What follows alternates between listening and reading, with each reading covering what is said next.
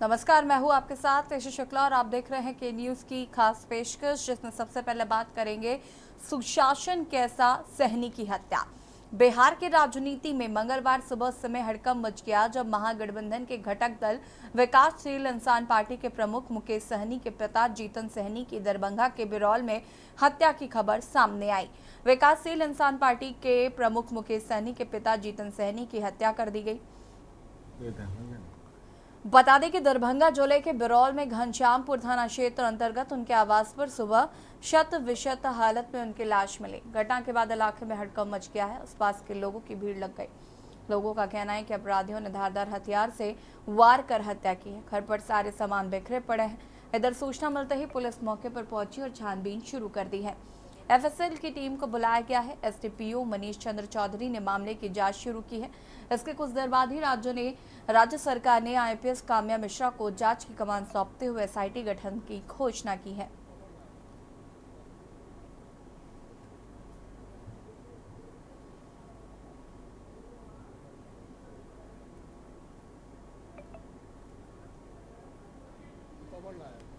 मुकेश सहनी के पिता की हत्या से मचा हड़कंप। आपको बता दें कि विपक्षी दल नीतीश सरकार पर निशाना साधते हुए भी नजर आ रहे हैं।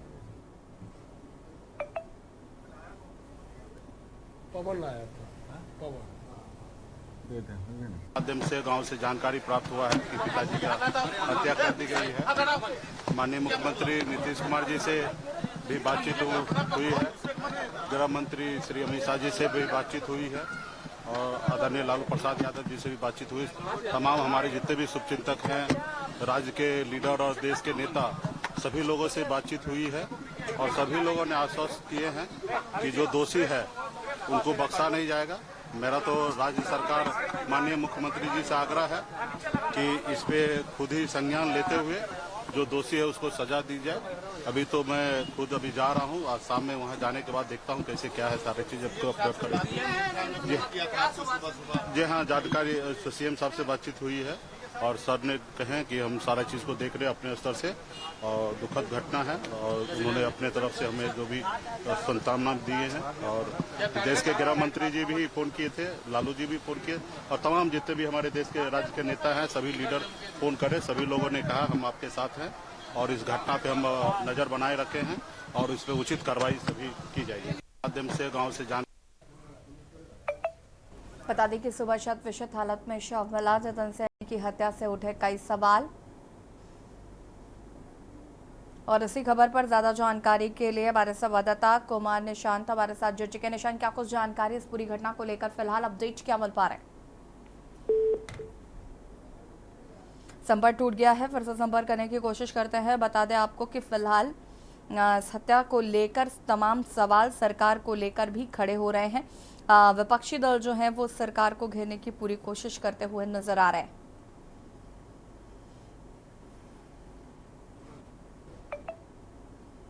वीआईपी पार्टी प्रमुख है मुकेश सहनी, उनके पिता जीतन सहनी की गई हत्या। सुबह शत विशत हालत में शव मिला।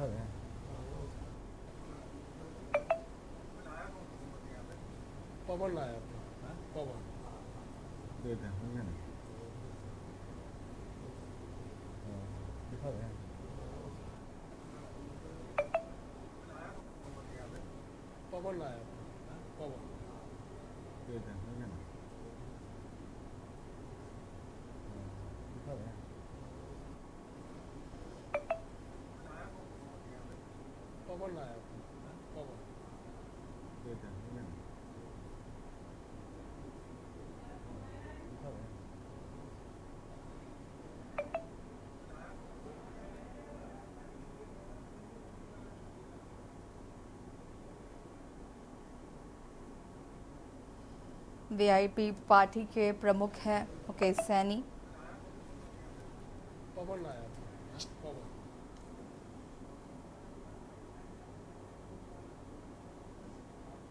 और इसी बीच आपको अलीगढ़ से खबर बता देते हैं। अलीगढ़ से बड़ी खबर आपको बता रहे हैं, जहां पर खैर थाने में महिला ने खुद को लगाई आग। बड़ी खबर आपको अलीगढ़ से बता रहे हैं।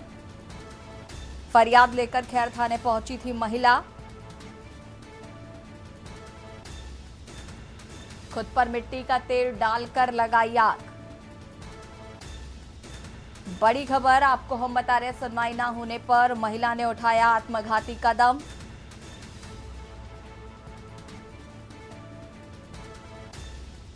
बड़ी और अहम खबर आपको हम अलीगढ़ से बता रहे हैं, जहां पर महिला के आग लगने का लाइव वीडियो सामने आया।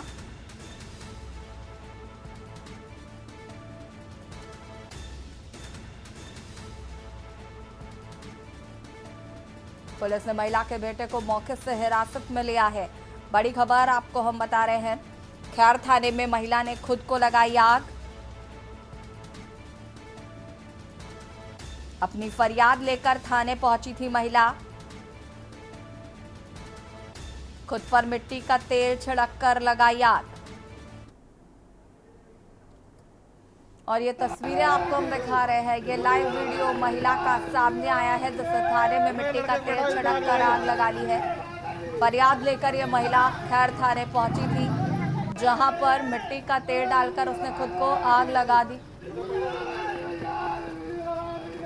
खुद को आग लगा ली है। ये तस्वीरें जो हैं, लाइव वीडियो वायरल हो रहा है काफी तेजी से, जहां पर आपको बता दें कि थाने में महिला ने आग लगा ली। फरियाद लेकर खैर थाने पहुंची थी महिला, जहां पर उसने खुद को मिट्टी का तेल छिड़ककर आग, महिला ने यह थाने में ही आग लगा ली। बता दें कि फरियाद लेकर थाने पहुंची थी महिला और सुनवाई ना होने पर महिला ने मिट्टी का तेल छिड़ककर खुद को आग के हवाले कर दिया। ये तस्वीरें आप यहां पर देख सकते हैं।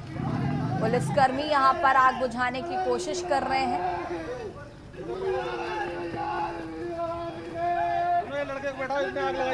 एक्सक्लूसिव तस्वीरें आपको हम दिखा रहे हैं। मिट्टी का तेल छिड़ककर महिला ने खुद को आग लगा ली थाने में ही। पुलिसकर्मी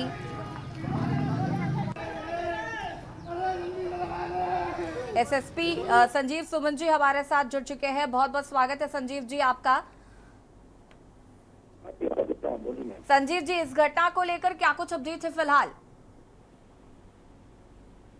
हेलो जी संजीव जी, बहुत बहुत स्वागत है आपका। आवाज मिल पा रही है आपको? मैं पेपर बोल रहा हूँ, बोल रहा हूँ। हेलो संजीव जी, आपको आवाज मिल रही है? हाँ, मुझे आवाज मिल रही, बोलिए। संजीव जी, इस घटना को लेकर फिलहाल क्या कुछ अपडेट है? आपको मेरी आवाज प्राप्त हो रही है? जी जी संजीव जी, अपनी बात को पूरा करिए प्लीज। मैं PRO SSP अलीगढ़ बोल रहा हूँ। ठीक है संजीव जी, अपनी बात पूरी करिए प्लीज।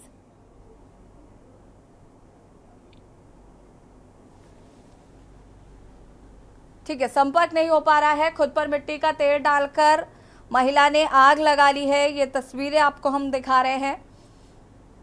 सुनवाई ना होने पर महिला ने आत्मघाती कदम उठाया। ये तस्वीरें आप देख सकते हैं, दिल दहला देने वाली ये तस्वीरें। पुलिसकर्मी आग बुझाते हुए आपको तस्वीरों में नजर आ रहे हैं।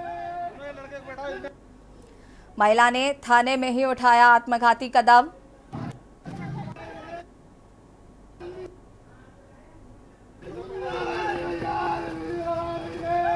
लड़के को बैठाओ, इसमें आग लगाइए।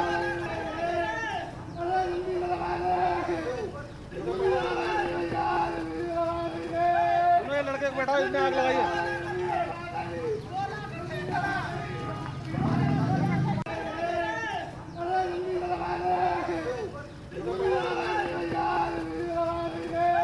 लड़के को बैठाओ, इसमें आग लगाइए।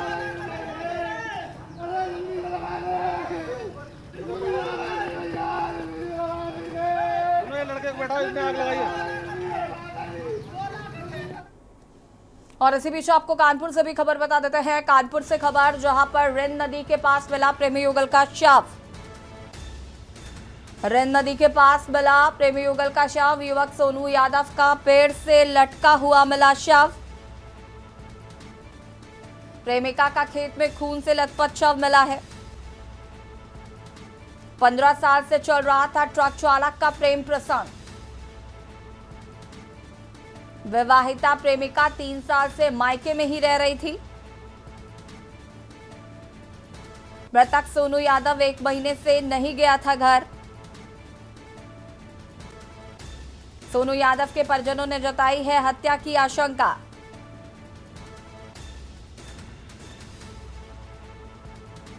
बदनू थाना क्षेत्र का ये पूरा मामला बताया जा रहा है। कानपुर से खबर, जहां पर रिंद नदी के पास मिला प्रेमी युगल का शव।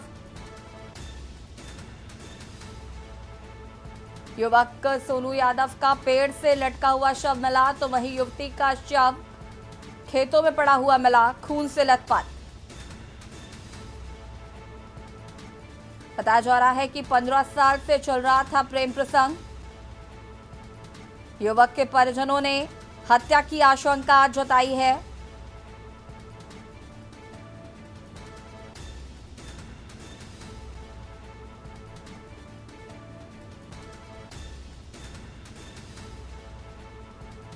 विवाहिता प्रेमिका पिछले 3 साल से अपने मायके में ही रह रही थी।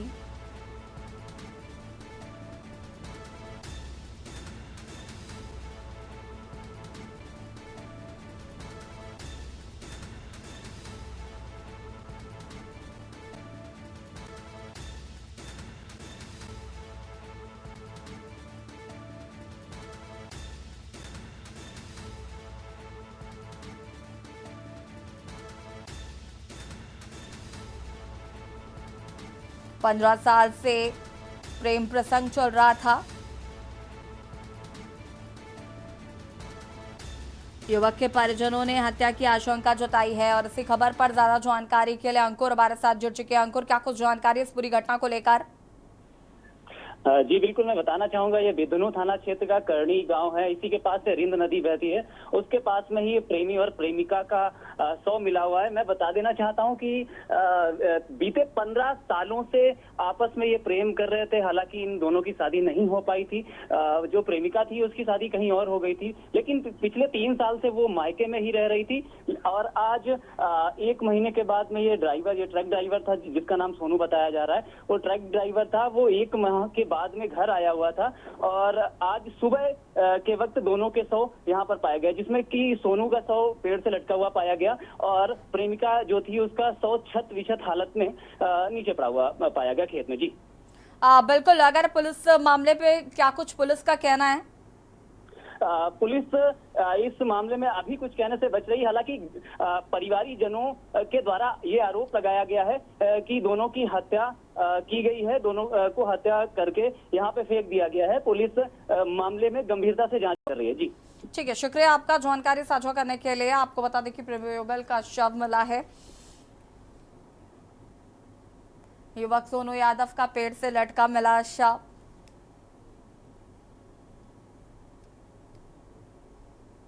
और अब बात करेंगे डिजिटल अटेंडेंस पर रोक। उत्तर प्रदेश सरकार ने डिजिटल अटेंडेंस पर फिलहाल रोक लगा दी है। बेसिक शिक्षा विभाग की ओर से डिजिटल हाजिरी के आदेश जारी किए गए थे। शिक्षक संगठन की ओर से लगातार इस आदेश का विरोध किया जा रहा था। वहीं सरकार की ओर से डिजिटल हाजिरी को शैक्षणिक गुणवत्ता से जोड़कर पेश किया जा रहा है। हालांकि अब सरकार ने अपने फैसले पर तत्काल रोक लगाने का निर्णय लिया है। यूपी शिक्षकों की डिजिटल हाजिरी पर 2 महीने के लिए रोक लगाई गई है। विवाद का हल निकलने तक ये रोक जारी रहेगी। यूपी सरकार के डिजिटल अटेंडेंस के फैसले पर लगातार प्रदेश के तमाम जिलों में विरोध चल रहा था और इस मामले में मुख्य सचिव मनोज कुमार सिंह की अध्यक्षता में मंगलवार को बैठक हुई और उसके बाद इस पर रोक का निर्णय लिया गया है। मुख्य सचिव की ओर से डिजिटल अटेंडेंस पर फिलहाल रोक लगाने का आदेश जारी किया गया है।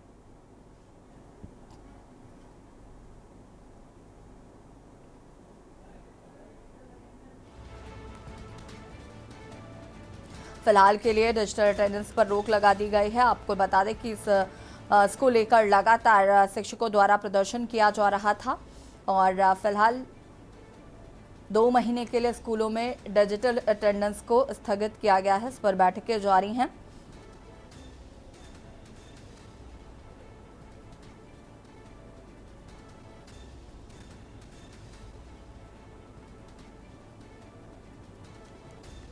यूपी के शिक्षकों के लिए राहत भरी खबर आपको हम बता रहे हैं। फिलहाल डिजिटल अटेंडेंस पर रोक लगा दी गई है।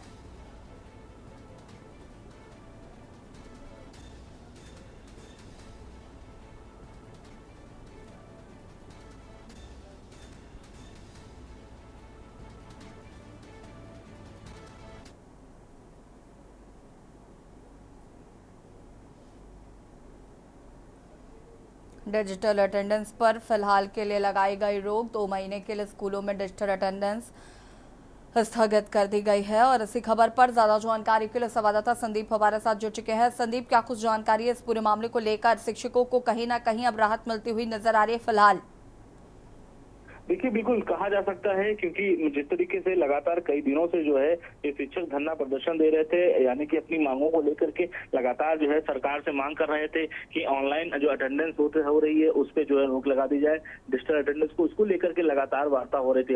हालांकि उत्तर प्रदेश के मुख्यमंत्री योगी आदित्यनाथ ने भी निर्देश दिया था अधिकारियों को कि वार्ता करें, अपने अपने जिले में जाकर के उनसे बैठ कर टेबल टू टेबल टॉक करें, जिसके बाद से निर्णय जो हो वो निकल के आए। लेकिन अब जो है मुख्य सचिव मनोज कुमार सिंह की अध्यक्षता में एक मुलाकात हुई है और उस मुलाकात शिक्षकों के लिए राहत भरी खबर रही है। कहा गया है कि मुख्य सचिव की तरफ से कि आप जब तक जो है पूरी जांच प्रक्रिया पूरी नहीं हो जाएगी, जब तक कमेटी अपना निर्णय नहीं दे देगी, तब तक के लिए ये स्थगित किया जाता है ऑनलाइन, और सभी टीचर अपने अपने काम पे लौटे और फिर पुनः उसी तरीके से बच्चों को जो है पढ़ाना शुरू कर दें। यानी कि डिजिटल अटेंडेंस की अगर हम बात करें तो अग्रिम आदेशों तक स्थगित रख दिया गया है। कमेटी की रिपोर्ट के आधार पर फैसला जो है अब सुनाया जाएगा, इसको लेकर के निर्देश दिए गए हैं। हालांकि इस बैठक में माध्यमिक शिक्षा दीपक कुमार और प्रमुख सचिव बेसिक शिक्षा सुंदरम और महानिदेशक श्री कंचन वर्मा, ये सभी लोग हैं। इस जो बैठक है उसमें सब मौजूद है। इसके अधीन जो विचार विमर्श होगा उस पर फैसला जो है वो सुनाया जाएगा। ठीक है, शुक्रिया आपका जानकारी साझा करने के लिए। और बता दें आपको कि फिलहाल डिजिटल अटेंडेंस पर रोक लगा दी गई है। शिक्षकों के लिए ये राहत भरी खबर है। फिलहाल के लिए लगाई गई है रोक और इस पर बैठक की जाएगी और उसके बाद आपको बता दें। और अब बात करेंगे रुख नरम बस्ती वासियों पर रहम। उत्तर प्रदेश की राजधानी लखनऊ में अतिक्रमण हटाओ अभियान पर फिलहाल रोक लगा दी गई है। कुकरेल नदी के किनारे रिवर फ्रंट डेवलपमेंट के नाम पर अतिक्रमण हटाओ अभियान चलाया जा रहा था और इस क्रम में 5 मोहल्लों में घरों पर लाल निशान लगाए गए थे। लाल निशान लगाए जाने के बाद से लगातार लोगों का गुस्सा भड़का हुआ था। वह अपने घरों में आगे धरना प्रदर्शन कर रहे थे। योगी सरकार से लगातार मांग की जा रही थी कि अतिक्रमण हटाओ अभियान के नाम पर उनके घरों को ना तोड़ा जाए। वो अपने रजिस्ट्री के कागजों को लेकर प्रदर्शन कर रहे थे और जमीन पर अपना मालिकाना हक जता रहे थे। अब इस मामले में मुख्यमंत्री योगी आदित्यनाथ ने साफ कर दिया है कि अतिक्रमण हटाओ अभियान पर फिलहाल रोक लगेगी। पंतनगर में अब बुलडोजर नहीं चलेगा। इंद्रप्रस्थ नगर में अब एक्शन नहीं होगा। मुख्यमंत्री ने इस बात का भरोसा दिया है। हमने बुलडोजर एक्शन पर रोक के आदेश जारी किए हैं। प्रभावित परिवारों से मुलाकात के क्रम में मुख्यमंत्री योगी आदित्यनाथ ने कहा कि सबकी सुरक्षा की जिम्मेदारी हमारी है।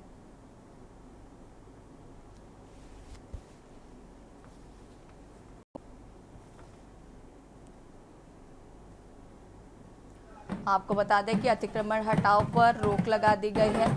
सीएम ने कहा है कि सबकी सुरक्षा की जिम्मेदारी हमारी है। सीएम ने फिलहाल इस पर रोक लगा दी है। पंतनगर में बुलडोजर कार्रवाई पर रोक लगी।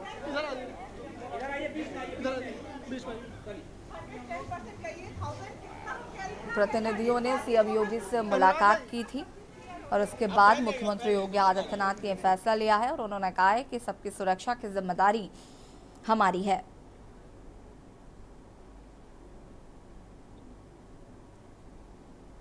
कुकरेल रिवर फ्रंट मामले में सरकार का फैसला।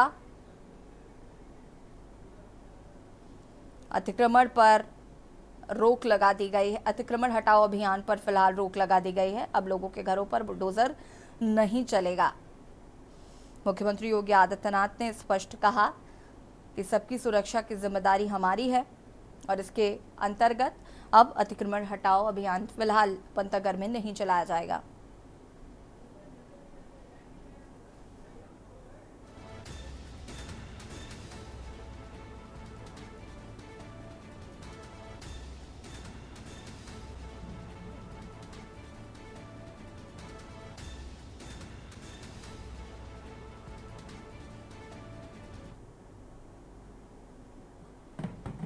कुकरेल रिवर फ्रंट मामले में सरकार ने अपना फैसला सुना दिया है।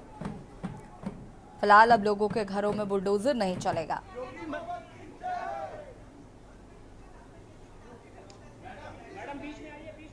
और इसी खबर पर ज्यादा जानकारी के लिए संवाददाता शिवा हमारे साथ जुड़ चुके हैं। शिवा, क्या कुछ जानकारी है? मुख्यमंत्री योगी आदित्यनाथ ने प्रतिनिधियों से मुलाकात की, उसके बाद ये फैसला लिया है कि अब अतिक्रमण हटाओ अभियान फिलहाल नहीं शुरू किया जाएगा और जो गरीबों के घर थे उनको नहीं उजाड़ा जाएगा। बिल्कुल, कुछ ही देर पहले मुख्यमंत्री योगी आदित्यनाथ से मुलाकात की है। वहाँ की जो संघर्ष समिति थी उसके एक डेलीगेशन ने, और मुख्यमंत्री ने मिलने के बाद उनकी पहले समस्याएं सुनी कि उनका घर पूरी तरीके से जो कुकराइल नदी के किनारे बना हुआ है वो वैध है कि अवैध है। तो उन्होंने अपनी मुख्यमंत्री को बातें बताई कि ना सिर्फ उनके घरों की रजिस्ट्री बल्कि हाउस टैक्स, वाटर टैक्स, बिजली का बिल सभी तरीके से सालों से जमा करते आ रहे हैं और इसकी वजह से उनका घर अवैध कैसे नहीं हो सकता है। मुख्यमंत्री ने उनकी बातें सुनी और अफसरों से भी बात की। उसके बाद उस डेलीगेशन को उन्होंने आश्वासन दिया कि किसी का भी घर अब नहीं तोड़ा जाएगा। जैसा कि अकबर नगर में देखने को मिला था, कई घरों को बुलडोजर के चलाने के बाद में उसको तोड़ दिया गया था, लेकिन पंत नगर, रहीम नगर, खुर्रम नगर, इंद्रप्रस्थ नगर, ये जितने भी इलाके थे ये सब कुकराइल नदी की जद में आ रहे थे, इसलिए उनको तोड़ने की जो कवायद थी वो एलडी और नगर निगम के साथ जिला प्रशासन करने वाला था। लेकिन इससे पहले कोई बुलडोजर वहां पर पहुंचता, इसी बीच पर वहां के लोगों ने जबरदस्त विरोध प्रदर्शन किया। उनका खासतौर पे कहना है प्रदर्शनकारियों का कि सबसे बड़ा सहयोग उनका मीडिया का रहा, कि मीडिया ने उनके मुद्दे को एक मुद्दा बना करके आवाज उठाई और उसको मुख्यमंत्री के सामने रखा। तो अब उनके लिए खुशी की बात यह है कि मुख्यमंत्री की तरफ से सीधे सीधे उनको आश्वासन मिला है, ना कि किसी अधिकारी की तरफ से, कि अब उनके घर नहीं तोड़े जाएंगे। उसको लेकर के उन्होंने कल रात में ढोल नगाड़े के साथ इस बात को दर्शाया भी था। और आज भी जो पंतनगर इलाका है, जो इंद्रप्रस्थ नगर इलाका है, वहां पर आज रात में आतिशबाजी होगी। वहां के जो तमाम लोग हैं, जो छात्र छात्राएं हैं, जो बड़े बुजुर्ग हैं, वो सभी लोग अपनी अपनी तरीके से खुशियां मनाएंगे। और बड़ी कामयाबी इन लोगों की कही जा सकती है कि इन लोगों ने जो विरोध प्रदर्शन किया था, जो इन्होंने अपनी तस्वीरें मुख्यमंत्री के सामने रखी थी, उसका ही नतीजा है कि अब पंतनगर। ठीक है शिवा, शुक्रिया आपका जानकारी साझा करने के लिए। और बता दें कि पंतनगर में फिलहाल बुलडोजर की कार्रवाई पर रोक लगा दी गई है।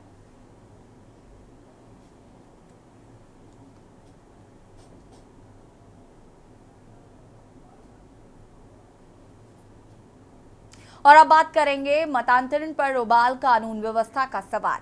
इत्तेहादे मिल्लत काउंसिल के प्रमुख मौलाना तौकीर रजा एक बार फिर चर्चा में हैं। उन्होंने 21 जुलाई को बरेली के खलील हायर सेकेंडरी स्कूल में सुबह 11 बजे 5 जोड़ों का धर्म परिवर्तन कराकर उन्हें इस्लाम धर्म कबूल कराने और सामूहिक निकाह कार्यक्रम का आयोजन करने का ऐलान किया। इसके लिए उन्होंने जिला प्रशासन को पत्र लिखकर अनुमति मांगी। इन जोड़ों में कुछ मध्य प्रदेश और बाकी यूपी के अलग अलग जिलों के लोग बताए जा रहे हैं।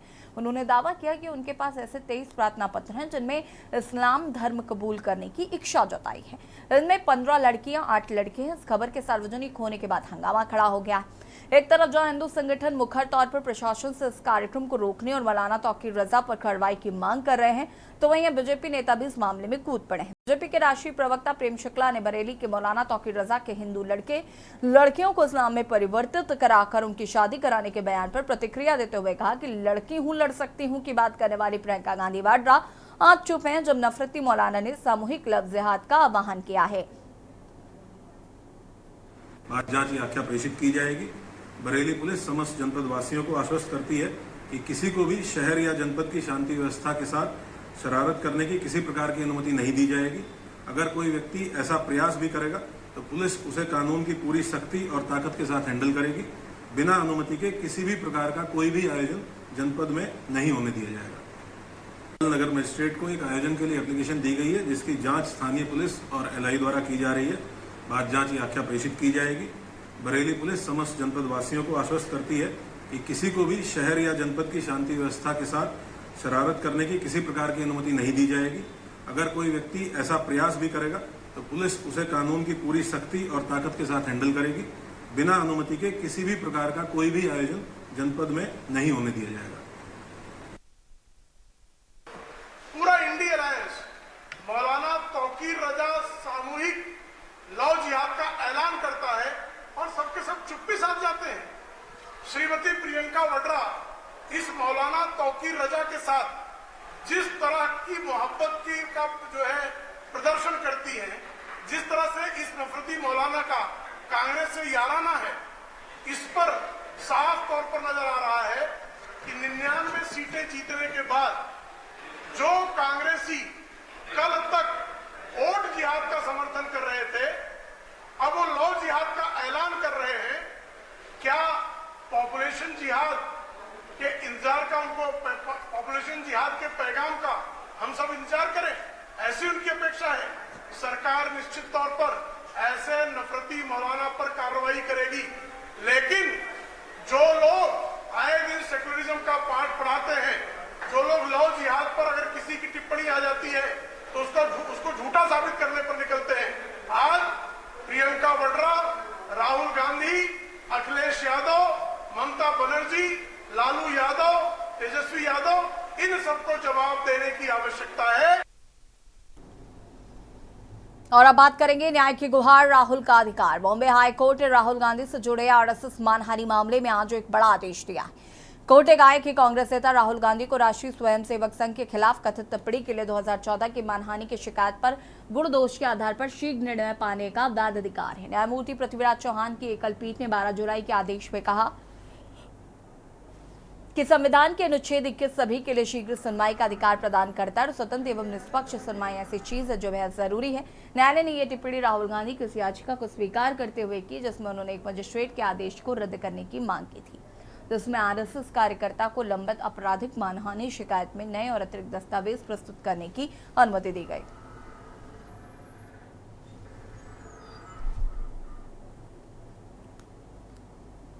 और अब बात करेंगे उम्मीदों का बजट। केंद्र सरकार 23 जुलाई को बजट पेश करने जा रही है। ऐसे में मार्केट एक्सपर्टों को माना है कि ये बजट देश की अर्थव्यवस्था को $5 ट्रिलियन के लक्ष्य तक पहुंचाने में अहम साबित होगा। देखिए रिपोर्ट।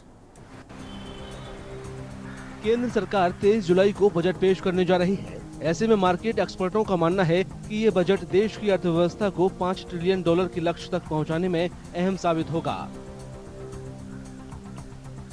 एक्सपर्टों के मुताबिक नई एनडीए सरकार के गठन के बाद से बाजार नई ऊंचाइयों को छू रहा है और ऐसे में उनका मानना है कि अंतरिम बजट में घोषित ज्यादातर नीतियां चेंज नहीं होंगी।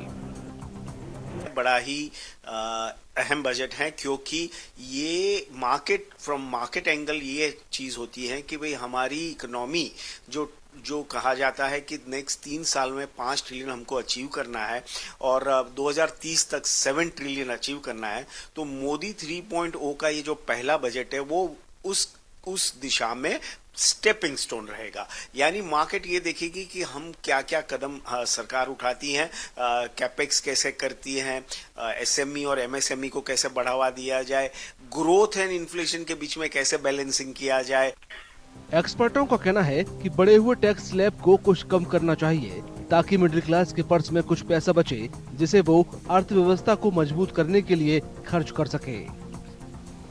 If I speak about middle class, they expect that the tax rate should come down so that they are left with more money in their hand so they can spend towards buying two-wheeler, buying a house, going on a vacation, buying white goods, things like that. So basically, if they are left with more money in their purse, they will do the spending, which will help the economy to grow faster.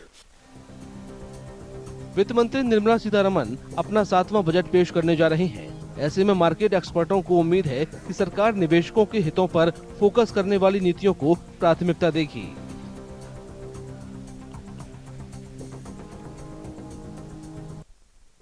और खास पेशकश में फिलहाल इतना ही। देखते रहिए के news India. नमस्कार।